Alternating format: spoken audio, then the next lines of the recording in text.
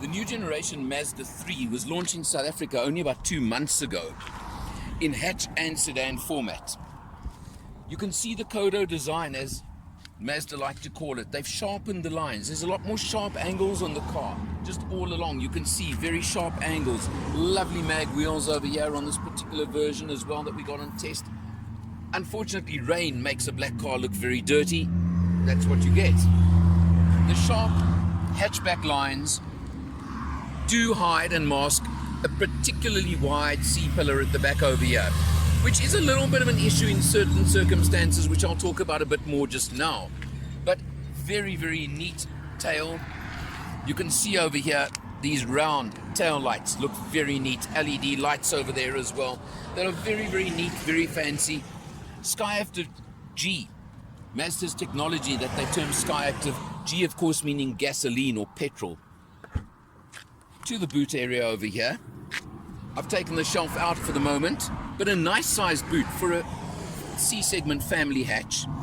300 odd litres of boot space. Of course, you can drop rear seats. You can get up to probably 900 litres of space if you do that. So it's pretty much a family C-segment hatch in many ways. A neat little touch over here.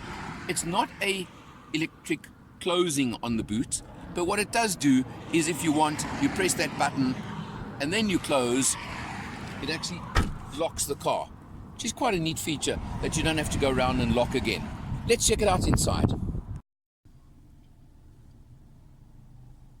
Inside the Mazda 3, you can immediately see the move that Mazda are making to go upmarket to reach that premium segment as opposed to the average segment. And Mazda have constantly, over the last few generations, strived and stretched to move upwards into that. The latest car's got very neat instrumentation over here in front of the driver. And of course, as always, you can scroll through. I'm not going to do it, but you've got various features and functions that you can pick up on the dash over there, but it's very neat, very readable. And of course, you've got the comprehensive buttons and multifunction steering wheel. You've got your door locking and unlocking over there. It does lock automatically on pull-off, and it is keyless entry, keyless go, which is a neat feature as well. And you've got, on individual spec, which we're in now, you've got the Bose sound system as well. So very nice, very neat over there. Again, I mentioned the push towards premium, where you've got the softish touch leather effect to the entire dashboard, which I think looks very good. You've got a nice screen over there, infotainment screen. And if you come down over here, you've got the controller over here, so you can press the home button, which gives you all your choices, and scroll through just as you want to navigation, for example, over there. Pretty easy, works pretty well. Dual zone climate control, and unusually, you've still got a CD slot over here, a CD player, which is pretty unusual in today's market, but an interesting fact. Nice little compartment here for your cell phone. I found that pretty useful. And we come to one of my picky points, shall I call it, on this car, which is the 6-speed automatic gearbox. It's smooth, it's effective, but typically of Mazdas, I've got to put it that way, I find it holds the ratios a bit longer than I personally like in most cars. And let me tell you, exacerbated if you press this little button and toggle it up into sport mode, because it holds the ratios even longer. And well, I just didn't use it on this test, quite simply. You do have below the electronic parking brake, which is great, and an auto holder heel hold function over here, which I tested on an extremely steep little hill and works very, very well. You have a look, you've got lots of room in the back seat, certainly a C-segment hatchback, so it competes very well over there. Possibly a touch of compromise on headroom, but certainly not bad at all. Now, I mentioned just now that this one is powered by the 1.5 litre 4-cylinder engine, putting out 88 kilowatts and 153 newton meters of torque. Mazda do also offer their 2 litre 4-cylinder engine in this car as well, in the Mazda 3.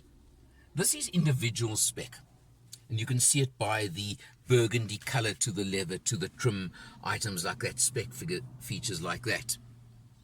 And it's an interesting model in the range, because it's the second from the top. Above it, you get the Astina version. That comes with a 2 litre engine. It comes with also the automatic gearbox, the same box. But the Astina also adds a lot of safety equipment, as in blind spot warning, cross traffic warning, and items like that that add to the package, which I can never ever suggest enough safety equipment on a car. And another really important feature that is missing on this one, and I have to use the word missing, but is added on the Astina version, is a reverse camera on the screen, because this car doesn't have that. I find that a bit of an anomaly, quite honestly. And I mentioned the pretty wide C-pillars at the back just now, and also you'll see the rear window is actually fairly small. So overall, quite honestly, if you're wanting this car, I would like a reverse camera on it. I'm speaking for myself. And what is interesting is that this version sells for 434,000 Rand. 40,000 Rand more. I know it's money, but in the market, from 434 to 474, you can get that bigger engine, get the extra safety spec, and get your reverse camera. So what I'm going to say right now is Mazda have done a great job with the new 3. There is no doubt. What I have found stands out exceptionally well in this car is the smooth, comfortable ride. It really is smooth, particularly on a freeway. It's an excellent ride, good handling. But if it was me, I would either go to one of the slightly lower spec 1.5 versions, and you can drop in an automatic to a dynamic, which is the mid spec, and get that one for 380,000 Rand, so you're going to save 50 odd thousand Rand. Or, as I said, I would go up 40,000 Rand to the whole hog and get the Astina. Competitors, absolutely. Golf, Toyota Corolla, Corolla hatch. Those come into it, and, well, choice only you can make. Don't forget, what you do get with Mazda is that 3-year unlimited mileage service plan and warranty. So if you're a person who does very high mileages, Mazda has to come into it as well. I think if you're looking for a C-segment hatch, you need to check this one out. You'd be doing yourself a big favor. For Motor Matters, I'm Eleanor, and I'll see you next time.